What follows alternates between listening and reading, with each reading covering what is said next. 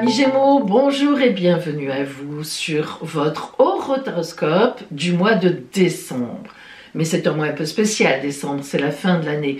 Alors, le jeudi dernier, j'ai sorti une vidéo en préparation à ces horoscopes que je vous invite à l'écouter parce que je parle du ciel général, des aspects astrologiques généraux dans le ciel et je parle aussi notamment de votre signe en particulier. Et donc, je rappelle un peu d'ailleurs dans cette vidéo de jeudi, qu'est-ce qu'a été votre année 2024. Là, je vous en fais un très bref résumé. Vous avez été la star de l'année. Alors, pourquoi vous avez été la star de l'année? Et ce n'est pas fini, parce que la planète Jupiter est rentrée chez vous au printemps dernier, et elle n'en sortira, d'ailleurs, elle est encore chez vous pour quelques mois, puisqu'elle en sortira au mois de juin, et elle ne reviendra plus vous voir avant 12 ans. Ça n'est pas rien. Ça veut dire qu'entre maintenant déjà, notamment en janvier, la nouvelle année 25 et le mois de juin 25, eh bien, vous aurez toute la latitude, et je dirais même plus, toute l'énergie, et il faut le faire pour poser sans doute, vraiment acter, rentrer dans les opportunités que Jupiter a dû mettre sur votre route. Alors, pour cela, je fais une petite parenthèse que j'ai déjà faite jeudi dernier. Quand on parle d'un signe, que ce soit moi ou les autres en astrologie, il faut comprendre que pour que ce que l'on vous dit, et ça marche, mais il faut que vous soyez vraiment dominante de ce signe-là. Ça n'est pas parce qu'on est né en Gémeaux ou qu'on a l'ascendant Gémeaux qu'on est dominante Gémeaux. Et oui, si vous faisiez un peu d'astrologie, ou peut-être en fait vous le savez ou vous le sauriez. Donc là, il n'y a qu'un astrologue qui peut vous dire quel est votre signe dominant. C'est vrai que ce n'est pas simple. Vous pouvez aller sur astrothème.fr et il vous donne votre dominante, en tous les cas, la dominante feu, terre, air, eau, ce qui peut déjà vous aider notamment. Voilà, c'est une toute petite parenthèse parce que il y a beaucoup de monde qui me disent mais moi, ça n'a rien fait Jupiter. Si, Jupiter qui rentre dans un signe, c'est la baraka à beaucoup de niveaux. Si ça n'a rien fait, c'est que dans votre ciel, eh bien, les Gémeaux, même si, je le répète, c'est votre signe solaire, c'est votre ascendant, c'est votre signe lunaire, eh bien, ça n'est pas le signe dominant de votre ciel. Voilà, c'est dit. Alors, je reprends. 2024, pour vous, amis Gémeaux, a été donc certainement une année porteuse, très porteuse, et ce n'est pas fini, comme je l'ai dit, jusqu'au mois de juin. En cette fin d'année, j'ai surnommé votre mois « On fait du vide, on nettoie ». Alors pourquoi? Eh bien parce que, justement, ce fameux passage de Jupiter, en fait Jupiter, comme certaines planètes, elle avance, elle se met en rétrogradation, et puis elle repart, bref, elle a des cycles d'avancée en marche, ce qu'on appelle en astrologie directe, et des rétrogradations, on a l'impression qu'elle recule. Évidemment, les planètes ne reculent pas, mais c'est la position de la Terre à un moment par rapport à la planète qui fait que, parce que la Terre dépasse la planète par rapport à l'orbite du Soleil, et donc on a l'impression que la planète recule. En fait, elle avance, mais comme on va plus vite à ce moment-là, mais dynamiquement, énergétiquement, en astrologie, on tient compte de cette énergie de rétrogradation en réalité par rapport à nous. Donc, jusque-là, Jupiter était rétrograde. Elle a fait une phase de rétrogradation dans votre signe et justement, décembre, janvier, février, elle va repartir en marche directe vers donc le signe du Cancer pour sortir de chez vous et rentrer dans le Cancer définitivement au mois de juin. Donc, vous ne la verrez plus pour 12 ans, je vous l'ai dit. Donc, c'est maintenant, enfin, à partir de janvier et février surtout, qu'il va falloir y aller. Alors, qu'est-ce qu'il faut faire en décembre? Avant que la planète Jupiter reprenne sa marche directe et qu'elle ne fasse plus qu'un passage rapide pour sortir de chez vous, et donc elle va vous demander de tout poser à ce moment-là, parce qu'après elle n'y revient plus, elle dira, si tu ne le fais pas maintenant, tu ne le feras plus, ça sera trop tard. Eh bien, il faut faire du vide en décembre. Je vous invite véritablement, donc, à mettre sur la table, et prenez vraiment un temps pour ça, quitte à vous faire conseiller, à parler à des amis vraiment de grande confiance, la famille de grande confiance, voilà. J'ai ça sur ma table, je pourrais faire ci, je pourrais faire ça, qu'est-ce que vous en pensez? Vers quoi je vais? Vers quoi je force? Parce que ben, à partir de janvier, février, il faut vraiment y aller. Ou alors, est-ce que je reste où je suis? Et pourquoi pas? Bien sûr. Donc, si vous voulez, c'est un peu pour ça que c'est une période, là, en décembre, amis Gémeaux, où vous devez faire le vide entre ce que vous a proposé Jupiter, vos vrais désirs, ce que vous pensez, ce que vous imaginez, pour vous, pour votre bonheur et pour la suite. Et maintenant, eh bien, nous allons voir la parole des oracles pour vous. Alors, nous allons voir maintenant pour vous, Gémeaux, la parole des oracles. Donc, qu'est-ce qui vous attend en décembre en énergie de la vie?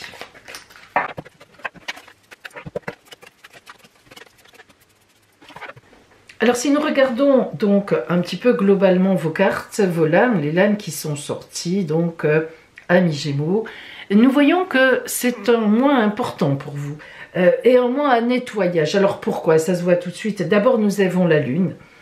C'est un peu intime, il y a de la gestation, la justice. On va voir quand on en parlera ce que ça veut dire. C'est les actions à mener, le couperet qui doit tomber. Et puis, on a l'ermite et la tour. 4 arcanes majeurs qui sont réellement très très puissants, chacun en tant que tel. Alors, on va commencer par l'énergie extérieure générale que vous envoie l'oracle et nous avons la dame de cœur. Vous pensez bien qu'on parle d'amour, ou tout au moins, Gémeaux, que l'on parle de grand relationnel. Nous avons ici celle qui représente la déesse des étoiles, qui est à sa place dans le ciel. Vous voyez qu'elle est paisible, vous voyez son sourire, elle est calme, elle est contente d'elle, ça se sent, ça se voit. Qu'est-ce que ça veut dire? Ça veut dire que ses faiblesses, eh bien, sont mises de côté. Elle sait exactement où elle est, elle sait tout à fait ce qu'elle veut. Cette carte, c'est véritablement la carte des inspirations, mais des inspirations qui sont bien mises, bien placées, où à la fois on suit ses émotions, mais, et c'est là toute la différence, on ne se fait pas avoir par ses émotions. C'est une carte où on vous dit qu'on doit choisir une certaine route relationnelle, une route que vous désirez emprunter, mais en même temps, lorsqu'on choisit une route, vous voyez, tel le phénix un peu, qui renaît de ses cendres, même si c'est un perroquet, c'est la symbolique de la renaissance par rapport au relationnel. Alors, certaines choses à laisser de côté, certaines choses au contraire à emmener, voire d'autres rencontres à faire. L'amour est sincère, il est autour de vous, que ce soit dans vos relations professionnelles, amicales, familiales, et puis les relations amoureuses, mais encore faut-il faire les choix, et les bons choix, ne pas se laisser embarquer par des choses qui n'auraient aucun intérêt, en tous les cas, pour vous. Alors, nous rentrons maintenant donc dans vraiment le détail de cette guidance. Déjà, au début du mois, en vous, nous avons le 6 de coupe et le premier arcane majeur, la lune. Alors, le 6 de coupe, comme tous les 6 d'ailleurs, donc parle aussi d'un choix à faire, couple, relation, relationnel, voire amour. La lune à côté, alors lorsque la lune sort, d'abord la lune elle a beaucoup de significations, donc c'est assez compliqué chaque fois de cibler exactement ce qu'elle veut dire quand on n'a pas la personne en face de soi. Mais je vais quand même vous donner quelques explications en fonction du 6 de coupe évidemment qui est sorti. Alors la lune ici peut vouloir dire qu'on est dans la nuit. Effectivement, on a donc des choix relationnels à faire, mais on ne sait pas trop lesquels. On est au début du mois ici.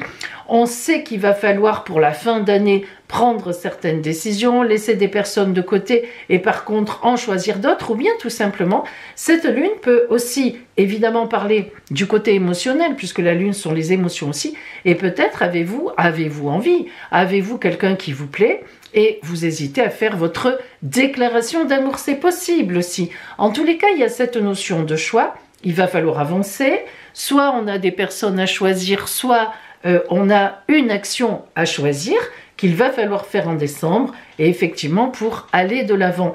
Mais le mois de décembre, vu que la lune est sortie en vous au départ, et vu les cartes que nous avons ici, sera certainement en fait le mois de la réflexion par rapport à ces choix ou à ce choix d'action à faire.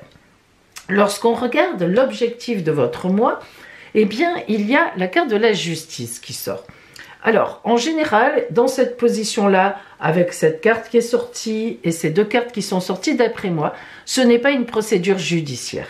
Si maintenant vous avez affaire à une procédure, il est évident que eh bien, vous allez avoir des nouvelles en ce mois de décembre et il va falloir effectivement faire des choix d'action. Est-ce que je laisse tomber certaines choses pour que ça n'aille pas plus loin? Est-ce que je décide au contraire d'aller plus loin? Voilà, ça ce serait un côté juridique. Lorsque la justice sort, il faut toujours quand même envisager ce côté-là. Maintenant, pour moi, la position de la justice sur votre objectif à atteindre, c'est plutôt en fait, une fois de plus, le tranchant qui s'abat, la décision que l'on doit prendre. Et si on regarde les deux cartes qui entourent cet objectif, votre objectif, nous avons dans les complications, dans ce qui est compliqué, dans ce qui n'aide pas, eh bien nous avons un 2 de coupe.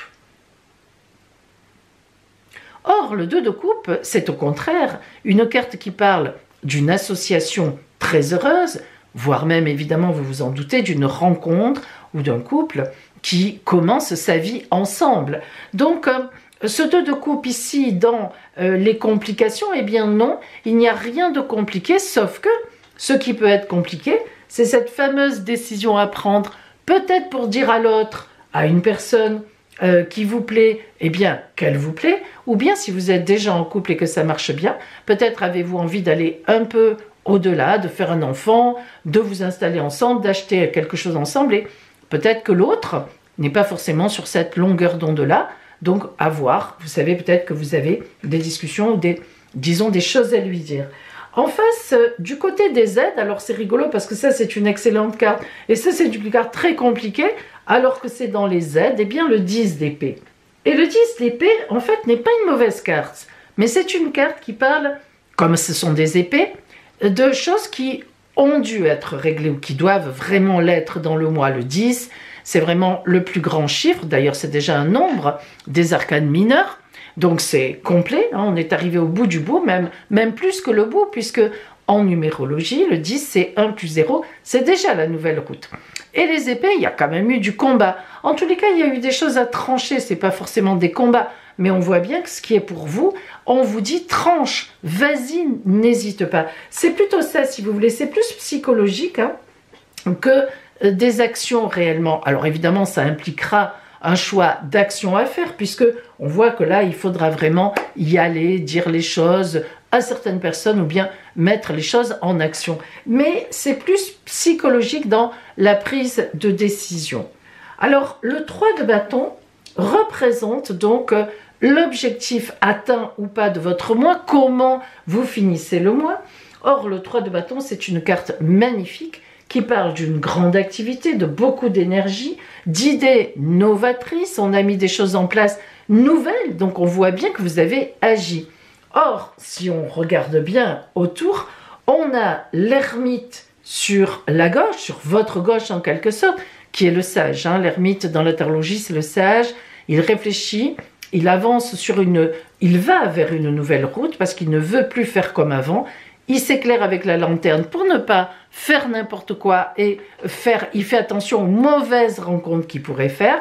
Et bien sûr, il a son bâton de pèlerin, il avance, il reprend sa route.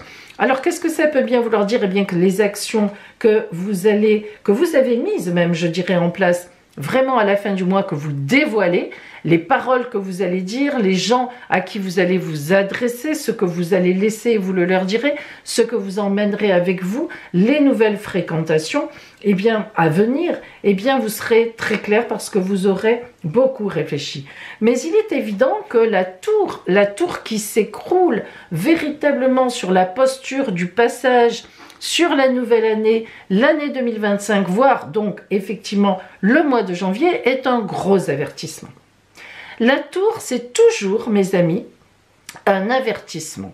L'avertissement de quelque chose qui s'écroule, d'un idéal qui s'écroule, d'une idée sur les gens qui s'écroule, et ça se comprend très bien parce que ici, cette réflexion de l'ermite va vous amener à réaliser que certaines personnes dans votre entourage, notamment en 2024, n'ont pas été bonnes. Vous avez peut-être cru, sûrement d'ailleurs en certaines personnes, peut-être est-ce le couple, hein, peut-être, alors j'ai pas vraiment une notion de couple ici, mais c'est possible.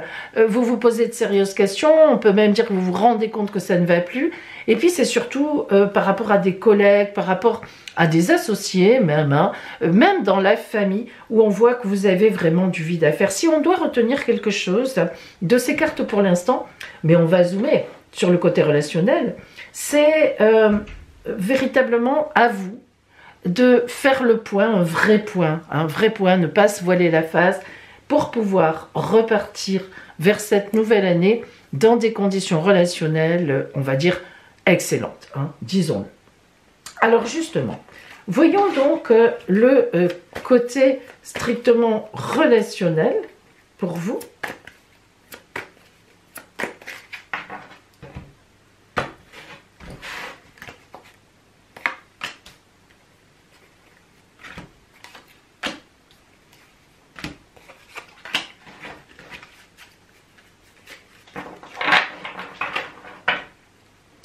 Nous avons un 10 de denier, un 10 de bâton et un 5 de bâton. Alors, ce 10 de denier, en 2 10 hein, quand même, des 10 qui sont bons. On n'a pas d'épée, vous le remarquerez. 10 de denier, on parle d'abondance. Là, on est vraiment dans le sentimental, dans la relation, mais émotionnelle. Donc, ça veut dire que dans ce mois-là, vous allez vers une abondance. Quelle qu'elle soit, abondance de sentiments, abondance de personnes autour de vous, mais qui sont positives. Le fait qu'on ait le 10 de bâton, alors là qui est une carte vraiment magnifique, parce qu'elle met en action justement donc ce fameux 10 de denier d'abondance, parce que cette carte-là, c'est vraiment une carte de soutien. Vous avez du monde autour de vous qui vous suit, qui est vraiment avec vous. On a même l'idée de chance dans le 10 de bâton, ce sont des actions que l'on met en place. Et puis d'une grande persévérance aussi. Le 10 de bâton ne lâche rien. Comme on l'a dit tout à l'heure avec les 10, on est déjà sur la nouvelle route. Sentimentalement, on pourrait dire que une nouvelle route s'annonce, hein, mais que les gens vous aident autour de ça. Alors, est-ce que c'est en couple que vous allez vers une nouvelle route? Est-ce que vous vous installez avec quelqu'un qui vous correspond extrêmement bien? Ou est-ce que vous laissez votre couple de côté, vous réalisez que ça ne va plus, mais vous avez déjà des attentes en face? C'est tout à fait possible. N'oublions pas aussi qu'on passera par le 5 de bâton, qui est une carte où on atteint ses objectifs, où on a véritablement une reconnaissance, et le 5 de bâton parle aussi d'abondance dans l'action, mais attention, il y a quand même une mise en garde comme la tour tout à l'heure. Il faudra quand même accepter la déstabilisation. Donc, eh oui, il est possible que le couple soit remis en cause aussi, ou tout au moins un grand ami, une grande amie, un milieu professionnel qui vous correspondait jusque-là, et ça ne va plus. Voilà. Il y a de toute évidence une remise en question forte, puissante, parce que ces deux cartes-là, ce n'est pas rien. Même si on sait que vous arrivez à vous en sortir, mais on a quand même ça, et on a le 5 de bâton qui, comme tous les 5, est une déstabilisation. Donc on a quand même beaucoup de... Enfin, il y a vraiment une vraie décision à prendre, une ou plusieurs, qui vous amènera vers la lumière, mais décembre, ça va être quand même un petit peu chaud. Alors nous allons voir maintenant donc le conseil de l'oracle pour vous, Gémeaux.